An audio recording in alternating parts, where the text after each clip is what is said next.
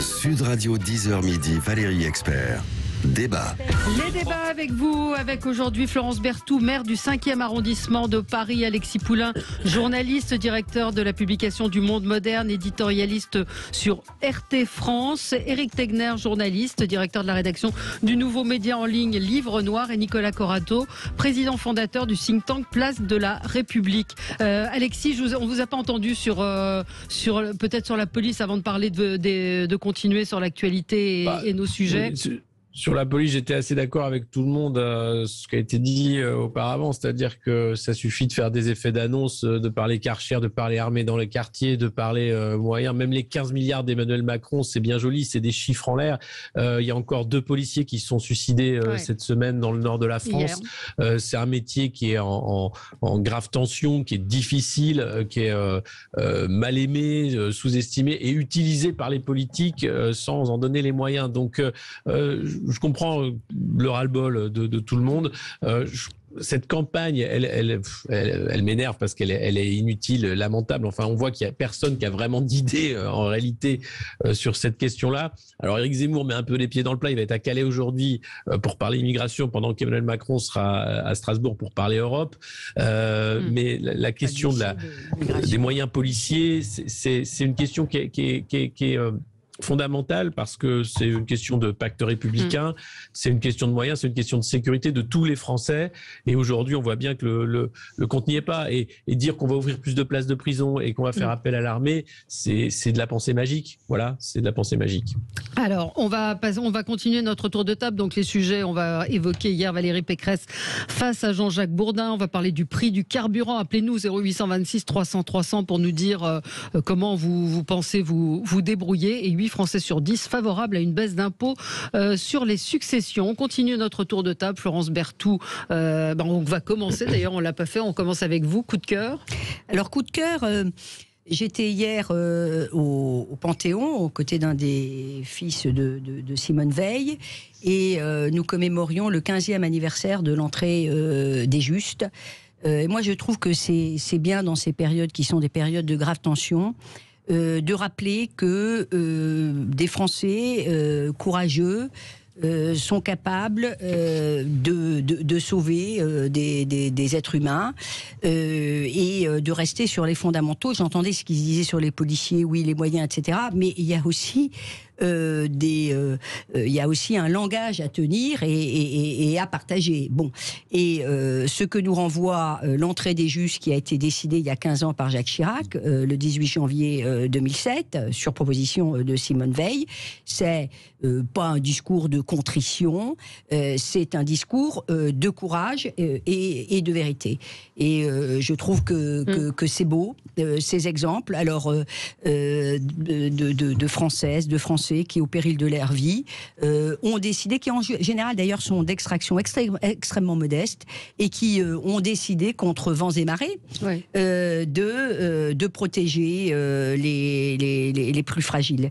C'est l'action, et moi je crois à ça. En tout cas, c'est pour ça que je me suis engagée en politique. Et les Justes, comme vous le savez, eh bien, c'est la plus haute distinction qui est donnée par l'État d'Israël, et c'est quelque chose qui est symboliquement très très fort. Alors il y en a plein qui ont aidé. Ouais. Moi j'ai eu dans ma famille, du côté de ma mère, des paysans qui ont aidé des Justes, qui en participé, qui en particulier fuyaient Paris, et ça ne leur serait jamais venu à l'idée d'avoir une quelconque médaille. Ils pensaient que c'était tout à fait normal, naturel, et c'est pas un gros mot de dire nous devons aider, appuyer notre prochain, et en particulier quand c'est le plus fragile. Donc cette cérémonie, on fait beaucoup de cérémonies mémorielles qui sont un peu pour occuper le terrain. Je trouve qu'elle avait tout son sens, et je regrette d'ailleurs qu'il n'y ait pas plus, qu'il n'y ait pas eu plus d'élus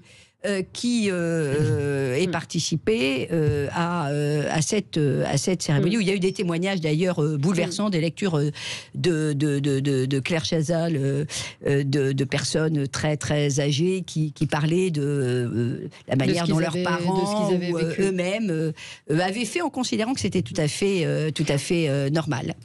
On passe au coup de cœur ou coup de gueule d'Alexis Poulain. C'est un coup de gueule, j'imagine. Alors c'est un coup de gueule, oui. Je ne sais pas si vous avez suivi ces auditions du cabinet McKinsey, cabinet de conseil à l'Assemblée nationale, Oui. puisque la représentation nationale a demandé un peu des comptes, finalement, parce que l'État se désengage de ses missions de service public en externalisant à des cabinets de conseil pour beaucoup. Et là, il y a une question qui était incroyable. Donc on apprend alors que McKinsey n'a pas rempli correctement les fiches de réponse, donc il y avait beaucoup d'oublis, d'angles morts, et donc la rapporteuse demande, mais attendez, vous avez eu un budget de 500 000 euros du ministère de l'Éducation nationale, est-ce que vous pouvez nous dire concrètement ce que vous avez fait? Alors l'associé de McKinsey répond à côté, et elle reprend, elle dit non mais concrètement qu'est-ce que vous avez fait? Et là la réponse tombe, elle est impressionnante, et disent pour 500 000 euros, eh bien on a accompagné la réflexion sur les thèmes de réflexion pour un séminaire du ministère de l'Éducation. Voilà, donc c'est faramineux l'argent que ces cabinets de conseil pompent aux finances publiques, à nos impôts, pour s'enrichir et pour faire du bullshit job, c'est-à-dire des faux boulots, du faux conseil sur des trucs inutiles. Combien de ministères empêtrés avec ces cabinets de conseil? C'est le ministère de la Santé aussi. On doit à Bain, par exemple, autre cabinet de conseil, McKinsey et d'autres, l'hôpital de flux, cette idée formidable de fermer des lits tout le temps parce que finalement, oui, c'est l'hôpital de flux, c'est très bien, et que l'hôpital doit devenir un centre de profit comme un autre. Ces gens-là sont payés pour déposséder l'État et pour privatiser les services publics avec nos impôts. Je trouve ça incroyable. Il serait temps peut-être de siffler la fin de la récré, parce que là, quand même, 500 000 euros pour réfléchir à des réflexions. Bravo les gars, franchement, vous vendez du vent, vous vendez du rêve, mais franchement, vous nous volez. Donc, il va falloir arrêter un moment. C'est vrai qu'on s'interroge parfois sur ces cabinets de conseil. Ou il y avait, j'ai oublié son nom, cette femme qui avait monté une association pour la déradicalisation, qui a touché près d'1 million d'euros et qui avait un profil assez douteux d'ailleurs, et qui n'a rien remis du tout. Mais vous savez, quand j'ai présidé, Florence Berthoud, quand j'ai présidé une mission pour le compte du Conseil de Paris sur la propreté, qu'avait demandé mon groupe politique, donc j'étais la présidente de cette mission d'information sur la propreté. Au moment de rendre le rapport, ça faisait quand même 7 mois qu'on travaillait avec l'administration, qui était obligée de nous donner les éléments que l'on souhaitait. Eh bien, ça avait fait un gros scandale à l'époque. La maire de Paris avait commandé un rapport, alors c'était moins onéreux, de 220 000 euros, juste pour interroger les Parisiens sur le sentiment qu'ils avaient de l'espace public, où on a eu des perles autour de la propreté. On n'avait pas besoin de faire cette enquête pour savoir que Paris était sale et que tous les Parisiens considéraient que c'était sale.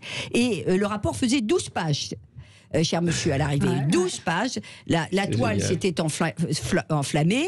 Évidemment, c'était absolument pas objectivé. C'était des enquêtes d'opinion. C'est un vrai pour savoir ce que les Français, ce que les Parisiens pensaient de la propreté. Moi, je suis complètement d'accord avec ce qu'a dit Alexis Poulain. Ce que j'essaierais plutôt de mettre en avant, c'est que souvent, quand on parle de McKinsey, les gens se disent OK, c'est une grosse société, etc. Ils comprennent pas vraiment qui est dedans. Et de l'autre côté, les politiques peuvent, à juste titre, critiquer McKinsey, mais il faut savoir qu'en fait la moitié des collaborateurs de McKinsey sont des hommes politiques ou des anciens hommes politiques ou des gens qui y reviennent. Moi j'ai un nom, je ne veux pas le lancer en pâture, mais je pense à Maël de Calan qui vient de McKinsey, qui aujourd'hui rejoint Valérie Pécresse. À un moment donné, c'est aussi ça qui fait qu'ils arrivent à négocier des montants aussi faramineux, c'est que la droite des Républicains, également du côté d'En Marche. Je pense que l'exemple de la mairie de Paris. Oui, mais à un moment donné, il faut quand même le dire. Et moi, je n'entends pas, va y avoir scandale là, mais à mon avis, il n'y aura aucune répercussion, il n'y aura aucune enquête pour se demander quelles sont les équipes présidentielles aujourd'hui qui ont dans leur sein des connivences fortes avec des gens de McKinsey ou d'anciens de McKinsey, parce qu'à un moment donné, s'il y en a, il faut le savoir, parce qu'on sait que si ces personnes-là seront élues, il se reproduira exactement la même chose. Vous savez, moi, je ne suis pas vraiment pour le côté de lancer tout le temps des accusations contre des entreprises. Une entreprise, elle veut faire du profit, on peut le comprendre. Le rôle du responsable politique, c'est de contrôler ça. Le problème, c'est les connivences fortes entre ces hommes politiques et ces cabinets. On parle souvent de l'affaire Alstom, etc. C'est la même chose. Ils ont arrosé tous les cabinets parisiens. Alors aujourd'hui, on s'attaque à certaines personnes, etc. Mais on ne se pose pas les bonnes questions. Je vais vous reparler à nouveau de Valérie Pécresse. Vous allez vous dire que j'ai un problème avec elle. Oui, mais on ne s'interroge pas aujourd'hui. Moi, j'entends pas de retour sur l'affaire Alstom. On s'interroge sur le rôle de son mari, Jérôme Pécresse, qui aujourd'hui est le seul dirigeant français dans le top 10 de General Electric, que alors que les sociétés américaines donnent en général des rémunérations rémunération.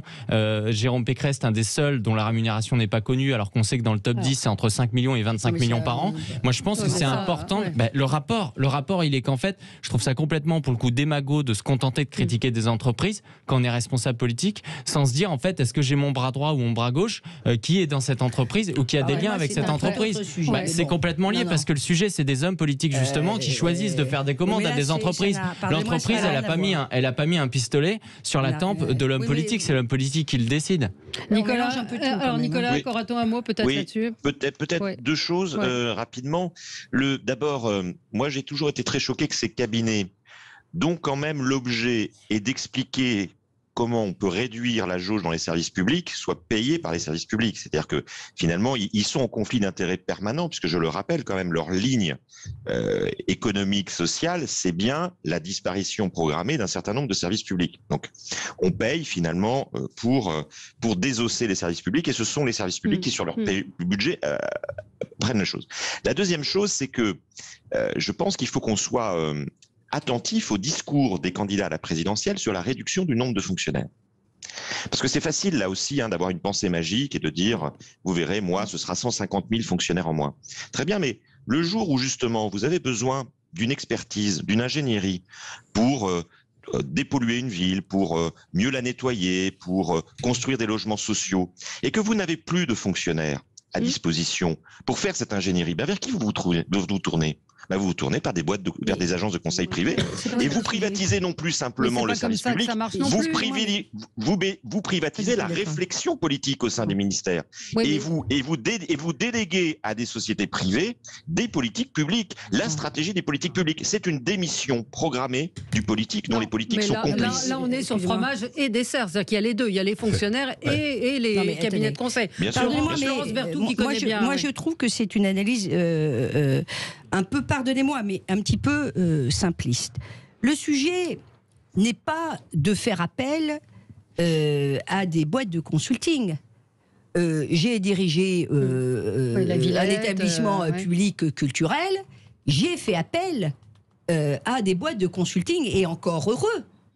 Parce que, et l'objet n'était pas de réduire les effectifs de l'établissement. Mais il y a des sujets sur lesquels nous avons besoin, justement, d'avoir un regard extérieur. Donc le problème n'est pas de faire appel à des boîtes extérieures. D'ailleurs, pourquoi une entreprise pourrait et pas une administration ? Le sujet, c'est la gouvernance et c'est le suivi. Combien de fois, une fois que la mission est lancée, eh bien finalement, vous avez plus de pilotes dans l'avion pour les remettre d'équerre, en disant mais attendez, vous deviez me donner telle partie du rapport dans 15 jours, je l'ai toujours pas, et puis vous n'êtes pas allé interroger, et puis ce que j'ai demandé, c'est pas ça. Donc c'est que la personne qui fait la commande, elle doit suivre. Or, on lance aujourd'hui des rapports partout dans l'État, et on ne sait pas si c'est le ministre qui suit, si c'est un directeur d'administration centrale qui d'ailleurs, souvent une fois sur deux, est en total désaccord, mais on ne le dira pas, avec le cabinet du ministre, ou d'ailleurs les parlementaires qui ont poussé tel ou tel ministre à demander. Donc, il ne faut pas non plus, si vous voulez, jeter à la vindicte populaire quelque chose qui peut être sain, mais qui peut être sain à condition qu'on ne dépense pas, évidemment, des sommes qui sont en totale inadéquation avec ce qui est demandé, et surtout qu'il y ait du contrôle. Donc, le problème aujourd'hui, c'est qu'il n'y a pas de contrôle. Le problème, c'est qu'il n'y a pas de contrôle. Oui, mais ce qui est intéressant, c'est que aussi. Moi, ce que je comprends pas, c'est que vous, tout à l'heure, quand j'évoque le fait que le problème, c'est justement les liens entre les hommes politiques et ces cabinets de conseil, vous me dites, il n'y a aucun rapport. Là, vous m'expliquez, le problème, c'est le contrôle. Mais s'il n'y a pas de contrôle, c'est justement parce qu'il y a des connivences et qu'il y a des liens, qu'il y a des liens de fait qui sont des liens de corruption. On fait très attention au secteur pharmaceutique en faisant en sorte que des conseillers ministériels dans le cabinet de ministère de la Santé n'aient pas une femme ou un mari qui fasse partie d'entreprises pharmaceutiques. Je pense qu'il faut généraliser ça sur l'ensemble des cabinets de conseil. Je suis tout à fait d'accord, pardonnez-moi, mais c'est un autre sujet de savoir si la rémunération de tel ou tel compagnon, compagne, c'est lié. La rémunération, la corruption est toujours liée à une logique de rémunération et de milieu et de liens. Ça, c'est un autre sujet. Voilà. À ce moment-là, les compagnons. Déjà, on a affaire avec des journalistes. On a beaucoup également on va parler des compagnons des journalistes, justement, ou des ministres. À tout de suite sur Sud Radio. On va parler, je crois, de Jean-Michel Blanquer et de Bissa. Sud Radio, 10h midi, Valérie Expert.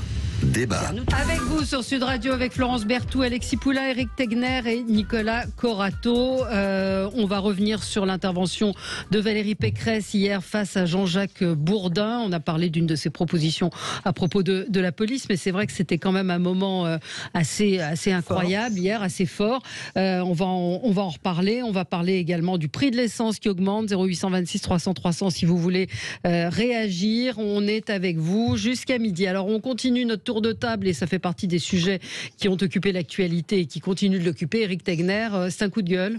Oui, complètement, sur Anna Cabana. Donc en fait, par rapport à l'affaire Jean-Michel Blanquer, il faut savoir que Jean-Michel Blanquer est parti du coup à Ibiza pendant les vacances de Noël, et qu'en fait il est allé se marier. Bon, il a le droit d'aller se marier, mais qu'il s'est marié avec Anna Cabana. Et Anna Cabana, hier soir, il s'avère qu'elle animait une émission sur I24 News dont le sujet était l'affaire Jean-Michel Blanquer, une émission durant laquelle clairement c'était pro Jean-Michel Blanquer, expliquer qu'il dans le fond il avait le droit. Il y a des journalistes qui disent que c'est hypocrite bien de prôner le télétravail, que dans le fond Jean-Michel Blanquer ne pourrait pas. Je trouve qu'encore une fois, en fait, c'est à un moment donné, je comprends pas qu'il y ait des journalistes qui n'aient pas la décence de se dire je vais pas forcément me mettre en retrait, etc. On ne demande pas ça aux gens de telle chaîne ou telle autre chaîne parce que je suis marié avec un ministre. Ils ont bien le droit, il y a le respect de la vie privée, mais qu'ils ne traitent pas de cette affaire en organisant une émission où il y a des chroniqueurs, je les citerai pas, qui sont pas capables de rappeler à Anna Cabana qu'à un moment donné, elle a des liens qui font qu'on peut quand même douter de ce qu'elle peut dire.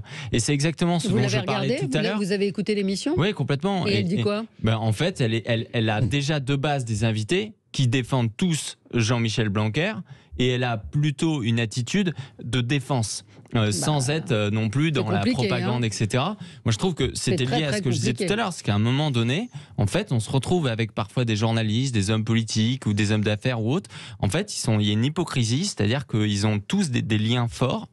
Et ils vont jouer une comédie et les gens ils le voient. Et ce matin, donc du coup sur les réseaux sociaux, clairement ça monte à fond. Je ne comprends pas que la chaîne I24 News ne se soit pas posé cette question. Et je pense que ça montre bien qu'il y en a qui se croient vraiment tout permis. Oui, oui, c'est compliqué. C'est compliqué de présenter une émission dans laquelle on est mis en cause.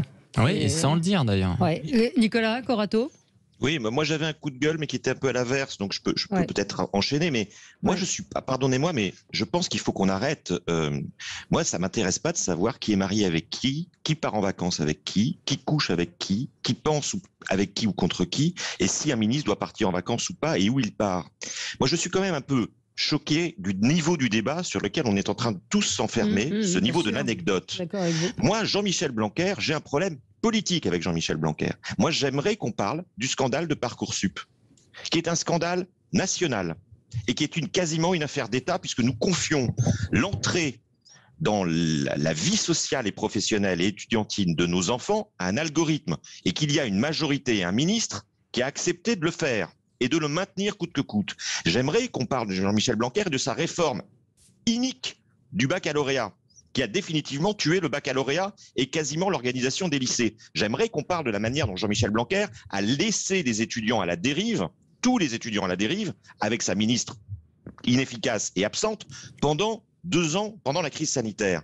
Et moi, le sujet pour Jean-Michel Blanquer, c'est pas Ibiza. Moi d'ailleurs, je pense qu'on peut traiter, je veux dire, aujourd'hui il y a 30% des salariés qui sont en télétravail, pourquoi est-ce que les ministres ne pourraient pas traiter leurs affaires depuis l'étranger ou à distance? C'est pas ça qui me choque. Ce qui me choque quand même, c'est notre capacité à tous de nous polariser sur des anecdotes, sur des histoires de coucheries qui ne regardent que les intéressés. Et moi je suis quand même très attaché à la liberté, et je pense que la liberté, les ministres et leurs compagnons y ont aussi droit. Je veux dire, nos élus ne sont pas des gens qui ont un statut différent de ceux des citoyens, ni au-dessus, mais pas en dessous non plus. Donc je n'aimerais pas, moi, qu'on vienne me dire que ma compagne parle de tel sujet. Alors, et pardonnez-moi, sur Anna Cabana, on peut être une femme mariée et avoir le droit de parler de son mari de la manière la plus objective possible. Ça s'appelle aussi le professionnalisme.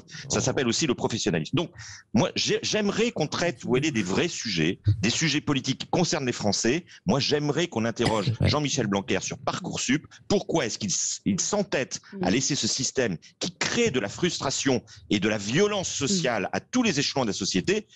Qu'il aille à Ibiza, je m'en fiche. qui continue à faire fonctionner cet algorithme, qui est un algorithme tueur d'espoir pour les jeunes, ça me semble beaucoup plus intéressant et beaucoup plus important comme débat. Et je préférais entendre Valérie Pécresse sur ces sujets plutôt que sur le reste. Et à l'inverse, certains qui défendent Jean-Michel Blanquer, et même lui hier quand il s'est exprimé aux 20h, a dit ça me fait quand même mal au cœur d'être en position d'accusé alors que j'ai tout fait pour garder l'école ouverte, que je travaille 7 jours sur 7, etc. Donc on peut aussi voir le verre à moitié plein de l'autre côté. Moi, je trouve ça super démago de dire ça. À un moment donné, désolé, mais si c'est pas important, dans ce cas-là, pourquoi Anna Cabana fait une émission sur le sujet? Je trouve qu'il y a quelque chose d'hypocrite de choisir de faire une émission sur le sujet. Elle pouvait ne pas en parler et derrière, en fait, d'essayer de faire en sorte de faire une émission qui allait le défendre. Ensuite, le deuxième élément, si vraiment c'est pas important, pourquoi Jean-Michel Blanquer est allé faire un 20h? Moi, je trouve que sa réaction était complètement disproportionnée. Ouais. Sa réaction et son intervention à l'Assemblée nationale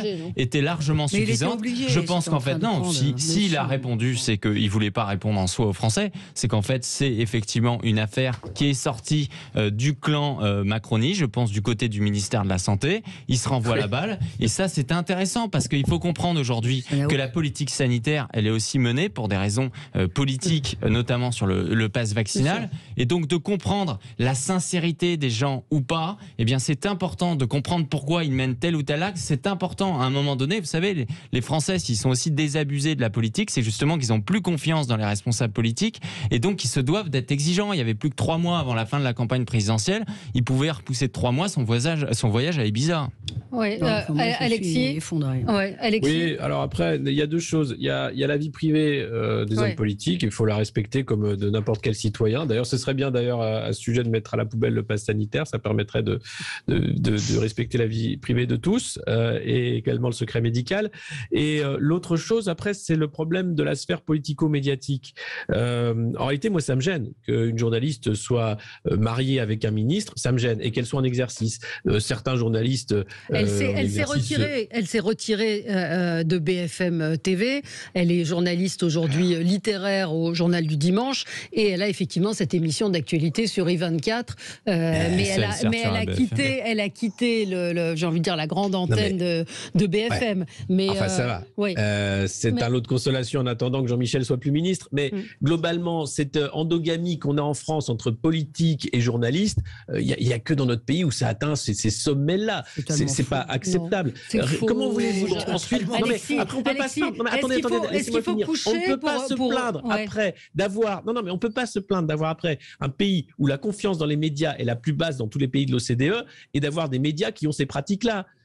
Voilà, c'est à un moment, soit on est correct et on fait correctement son travail vis-à-vis des auditeurs, vis-à-vis des spectateurs et des lecteurs, soit on fait n'importe quoi et on dit que tout ça c'est un cirque, c'est un théâtre et c'est la société du spectacle et on est totalement là-dedans. Et dans ce cas-là, on ne pleure pas quand on voit que les journalistes se font courser lors de manifs et que en plus la confiance dans les médias est au plus bas. C'est lamentable. Enfin, c'est pas possible de faire des trucs pareils. C'est comme comment le JDD a pu publier cette interview qui est faite au téléphone depuis Ibiza en mettant la photo de Jean-Michel Blanquer dans son bureau. Mais c'est de la manipulation, c'est du mensonge. Mais non, c'est de l'iconographie. C'est de l'iconographie. On fait une interview par téléphone. Mais on n'envoie pas un photographe à chaque fois qu'on fait une interview, Alexis. Enfin. Mais alors on met entretien réalisé au téléphone. Mais ça ne les regarde pas, Alexis. Ça ne les regarde pas. Bien sûr que oui. Mais non, ça ne les regarde pas. Pardonnez-moi, c'est de la vie privée. Et Alexis, je ne vous suis pas. On va interdire aux journalistes de se marier avec des politiques. Qu'est-ce qu'on fait? On interdit aux journalistes de se marier avec des politiques? Vous voulez créer des situations sous citoyens? Mais c'est le comité de salut public, j'adore, mais quand même, on va pas aller jusque-là. C'est pas une question d'interdire les gens de faire n'importe quoi. C'est qu'à un moment, si vous faites ça, vous avez un minimum de déontologie, vous mettez ce métier entre parenthèses, vous faites autre chose. Attendez, on marque une pause, Alexis. Il faut envoyer la pub, mais on se retrouve, on continue. Florence voulait réagir, Florence Berthoud. Sud Radio 10h midi, Valérie Expert.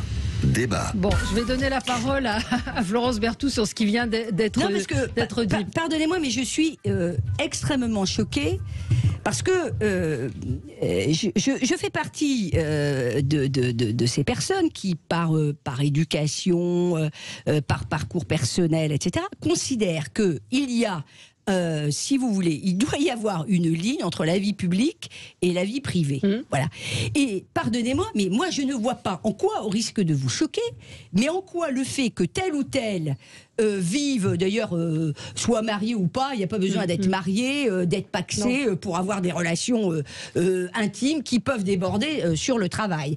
J'ai fait pendant 15 ans, c'est les hasards de la vie, du cabinet ministériel, croyez-moi. Si effectivement on doit influer sur la presse, il y a bien d'autres moyens que ça. Voilà. Ouais. D'ailleurs, de manière pas forcément volontaire, on est amis intimes, amis d'enfance, on aime les mêmes vins, les mêmes restaurants, on a les mêmes activités. Il va y avoir ce qui peut apparaître de près ou de loin comme de la collusion. Qui peut m'affirmer dans ce débat qu'on n'a pas reçu une fois un petit appel téléphonique d'un copain en disant tiens, bah, si tu peux me donner un coup de main, là, bon. Et c'est à chacun de fixer les limites. Donc, la seule chose que moi je revendique, j'étais d'accord avec ce qu'a dit, je ne sais plus, sur le fait que voilà, Parcoursup, etc. Oui. Ça, c'est des sujets. Mais là, franchement, on est en train de prendre par le petit bout de la lorgnette les questions. Des vrais débats légitimes sur l'avenir du baccalauréat, l'entrée à l'université. Ça, ce sont des sujets. De savoir que Dupont ou Durand a, et qu'à chaque fois qu'on va animer une émission ou écrire même un papier, il va falloir avoir un nota bene expliquant quel est son compagnon, etc. Moi, je vous assure que cela me choque profondément. Je le dis d'autant plus que moi, je n'ai jamais pratiqué ce genre de collusion. Donc, mais de grâce, les hommes et les femmes politiques comme les journalistes ont aussi le droit d'avoir une vie privée qui, pardon, mais ne doit pas être livrée en pâture matin, midi et soir. J'ai une question, elle est vraiment pas pour vous piéger. Dans ce cas-là, qu'est-ce que vous avez pensé de Valérie Pécresse face à Jean-Jacques Bourdin hier soir ? Ben voilà, c'est notre sujet.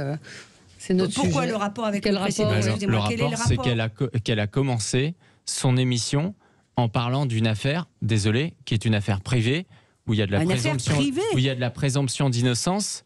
Et elle a je trouve que c'est très bien, on va y revenir. Moi, ce que j'ai beaucoup aimé, on va en reparler, parce que je trouve que la bonne entrée, c'était de rappeler qu'il y a un principe de droit, qu'il y a un principe absolu de présomption. Mais elle l'enfonce. Écoutez, on va réécouter. Je trouve qu'il y a un double discours. Ça n'a rien à voir. Moi, ce qui m'intéresse, c'est justement les contradictions et les doubles discours, parce que les gens, ils en ont marre, en fait, de ceux qui tiennent des discours on, des discours off qui sont différents, qui essayent de parler d'un côté. Vous, je ne veux pas vous piéger non plus, mais vous, c'est pas votre cas, vous n'avez pas des affinités. Je passe ma vie à avoir des journalistes qui écrivent des articles sur moi pour expliquer que, si bien sûr, mais pour expliquer que parce que, par exemple, je suis ami de Sarah Knafo, qui est la conseillère d'Éric Zemmour, ça veut dire que de toute façon, je suis dans l'équipe d'Éric Zemmour. C'est ça en permanence. Ce que je veux dire, c'est qu'il y a, mais il y a un double. C'est-à-dire, d'un côté, les grands médias mainstream, d'un côté, certains ministres, des politiques, eux, il faut absolument les préserver, et de l'autre, il y a des opinions dissidentes où eux, il faut absolument trouver, vous savez, l'arrière-cousin ou la personne que vous avez croisée à l'âge de 15 ans qui est devenue un peu facho, qui a été condamnée. Derrière, on va dire, mais pas du tout. Mais vous dites la même chose. Vous dites la même chose. En gros, il peut y avoir des amitiés qui sont du fait de la vie, qui font que vous pouvez rester objectif peut-être dans votre... Moi, la différence, c'est que je l'explique. C'est-à-dire que moi, je ne cache rien. Par exemple, sur cette histoire où, moi, je suis plutôt un bon ami de Sarah Knafo et Éric Zemmour. En fait, les journalistes le savaient parce que je l'ai toujours dit. Parce que je le cache pas, et en même temps je dis que je suis objectif. Je vais pas animer une émission en expliquant. Pourquoi Anna Cabana serait... on parle pas. Je ne dis pas qu'elle ne peut pas être objective. Je dis qu'elle trompe. Qu'elle trompe les gens et que c'est exactement.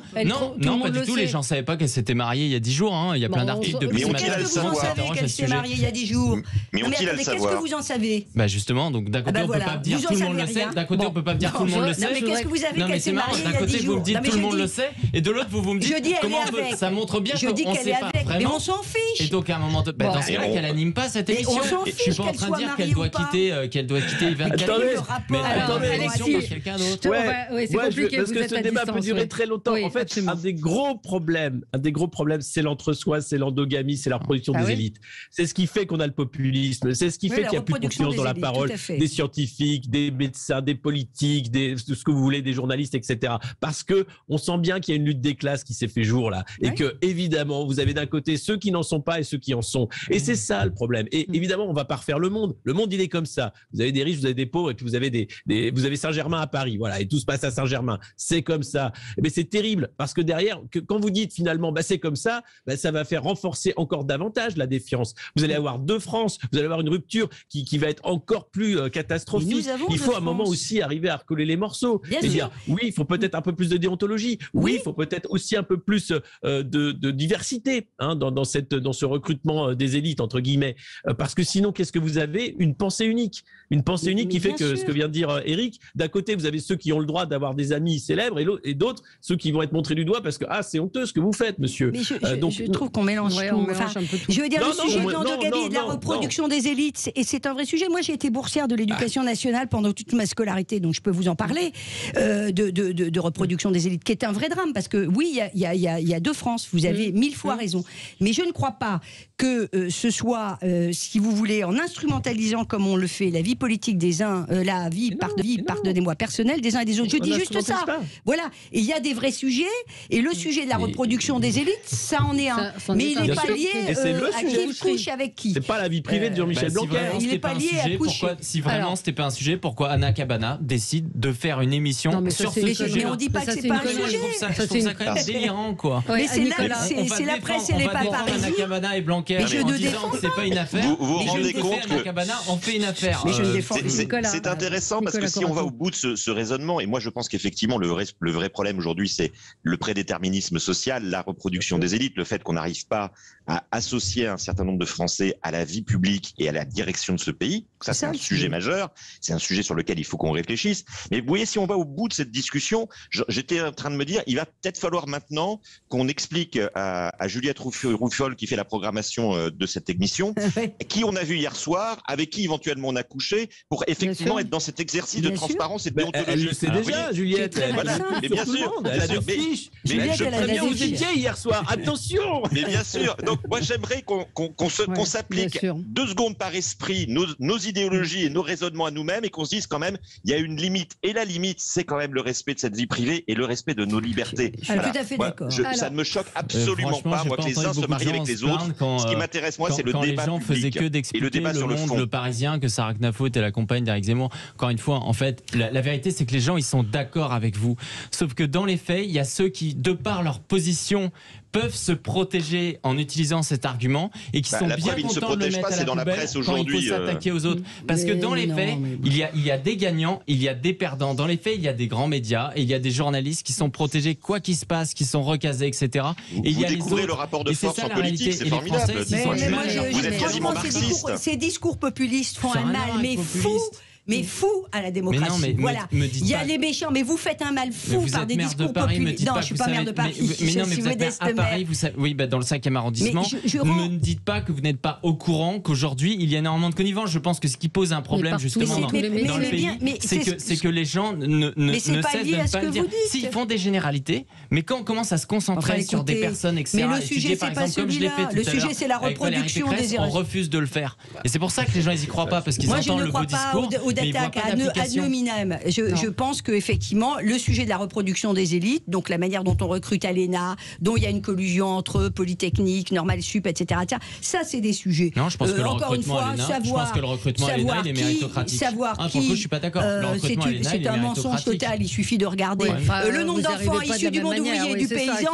Franchement, mais il faut objectiver les chiffres. Comment pouvez-vous dire des trucs comme ça? Non, mais oui, mais il y a une différence.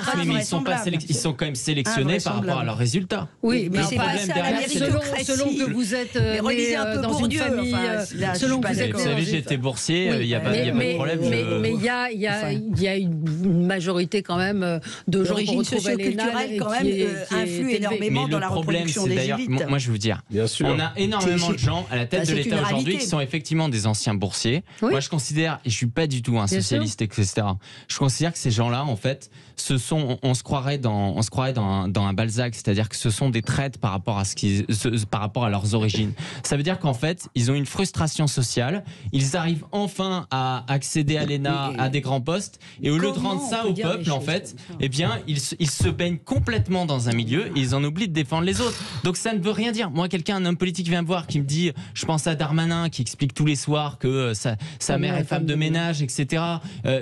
Pour moi, ça n'a aucune valeur. Parce que justement, le problème, c'est pas tant l'accession à l'ENA que le fait que ces écoles finissent par fabriquer des gens qui pensent de la même chose, qu'ils viennent d'un milieu bourgeois ou d'un milieu pauvre. Je pense que qu'on vienne d'un milieu pauvre ou d'un milieu bourgeois, votre vie, ce que vous êtes, vous a structuré différemment. Votre vécu vous ouvre différemment. Les chakras de la même manière. Si vous avez connu de la difficulté au quotidien en étant enfant, c'est pas la même chose que d'avoir été élevé. Évidemment, vous faites partie d'un système à un moment donné, il y a des règles non écrites, là. Mais quand votre vécu va influencer quand même la manière dont vous allez vivre, concevoir. Léna, la façon de former les gens, c'est-à-dire de leur expliquer d'abord comment on doit se comporter dans le monde actuel, et bien en fait bride complètement ça. Mais j'ai discuté moi avec des journalistes qui côtoient les politiques et qui me disaient mais moi j'ai eu beaucoup plus d'influence par des amitiés politiques qu'en couchant avec eux, d'une certaine manière. Je n'explique pas que les infos, ça vient de la coucherie. C'est pas de ça dont je parlais du tout depuis le début, en fait. Je voudrais qu'on parle de Valérie Pécresse face à Jean-Jacques Bourdin. On va y revenir dans un tout petit instant. À tout de suite. Sud Radio 10h midi, Valérie Expert. Débat. Avec vous sur Sud Radio, on est ensemble jusqu'à midi. On va revenir sur le préambule de Valérie Pécresse avant l'émission politique sur BFM TV hier. Regardez. Avant de commencer l'émission, j'aurais voulu dire quelques mots. Parce que je me suis clairement posé la question de ma participation à cette émission ce soir en raison de l'ouverture d'une enquête par la justice à la suite d'une plainte déposée contre Monsieur Bourdin pour tentative d'agression sexuelle. Et je respecte la présomption d'innocence à laquelle chacun de nos compatriotes a le droit. Mais je voudrais le dire très clairement, si ces accusations sont avérées, elles sont graves et elles doivent être condamnées. Et trop longtemps, la société a regardé ailleurs, a fermé les yeux, a cherché à minimiser. Présidente de tous les Français, je ne laisserai plus aucune femme avoir peur de porter plainte. Vous avez pensé quoi? Moi, je vais vous lire un tweet qu'elle avait fait justement en 2013 sur l'affaire Georges Tron. Elle avait dit « Heureuse pour Georges Tron de son non-lieu. Je pense aux épreuves qu'il a endurées. La présomption d'innocence existe-t-elle pour les politiques ?» Il faut savoir qu'à l'époque, sur Georges Tron, il était surnommé à l'Assemblée le masseur chinois. Tout le monde était au courant. Donc en fait, c'est exactement le même sujet que depuis une heure. C'est-à-dire qu'il y a des hommes politiques qui sont des hypocrites. Elle a bien parlé de présomption d'innocence. Elle a bien parlé de présomption d'innocence. Hier, elle a fait une opération qui était vulgaire et grossière. C'est-à-dire qu'elle veut essayer de séduire le vote des femmes, elle veut être progressiste, etc. Si à un moment donné... Qu'est-ce qu'elle pouvait faire d'autre? Soit elle ne disait rien, soit elle n'allait pas à l'émission. Point, c'est tout. À un moment donné, il faut être cohérent. Vous avez une équipe, ce qu'elle dit, des gens qui ont mis en place une émission, et alors, etc. C'est-à-dire pour elle, en fait, elle explique que c'est plus important le travail d'une émission que potentiellement des femmes qui se sont faites, d'une femme qui s'est faite agresser sexuellement. Encore une fois, à un moment donné, il faut qu'elle choisisse. Donc soit elle respecte la présomption d'innocence et elle attaque pas Monsieur Bourdin. Moi je pense que Bourdin d'une certaine façon c'est bien fait pour lui parce que c'est le professionnel de faire ça. Mais ça m'a quand même choqué. Professionnel de quoi? C'est professionnel quand même les femmes de balancer des choses sur les gens, etc. Sur ses interviews. Voilà, il y a un retour de bâton.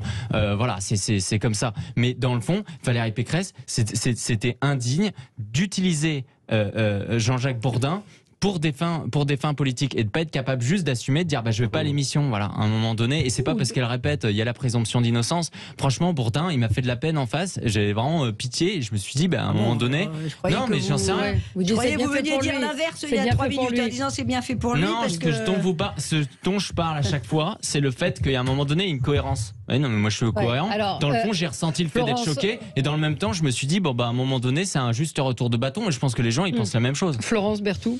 Bon, moi, j'avoue ne pas comprendre du tout ce que dit mon interlocuteur, mais c'est sans doute parce que je suis un peu bas de plafond. On a bien compris que vous étiez pas, voilà, matin, midi et soir. Apparemment, Valérie Pécresse, c'est quand même un sujet un sujet assez obsessionnel.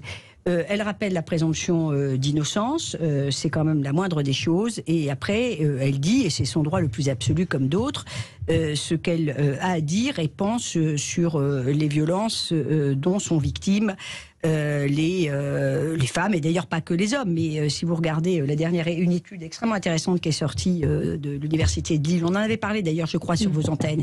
Quelqu'un en avait parlé sur le plateau, qui est sorti à l'automne 2021. Les 3/4 des victimes d'agressions sexuelles sont des femmes, enfin les 3/4 pardon des femmes disent avoir été un jour victimes d'agressions sexuelles, un quart des hommes. Les viols ont augmenté de 11% depuis l'année dernière. Il y a 7 féminicides depuis le début de l'année, donc il faut évidemment pas tout mélanger dans le gros chaudron médiatico-populiste, etc. Mais c'est une réalité.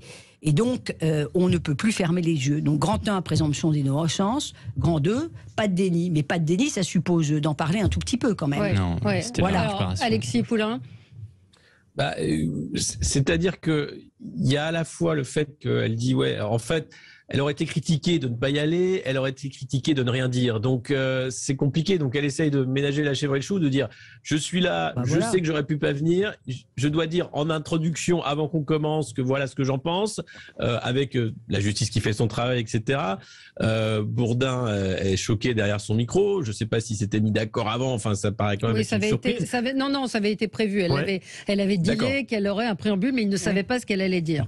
D'accord, ok. Donc voilà, on sent quand même, voilà, peut-être il s'attendait à ça, mais bon, c'est très politique, c'est un mouvement pour dire, voilà, je suis une femme, je suis la candidate des femmes, vous êtes nombreuses dans ce pays, votez pour moi, ça va changer votre vie.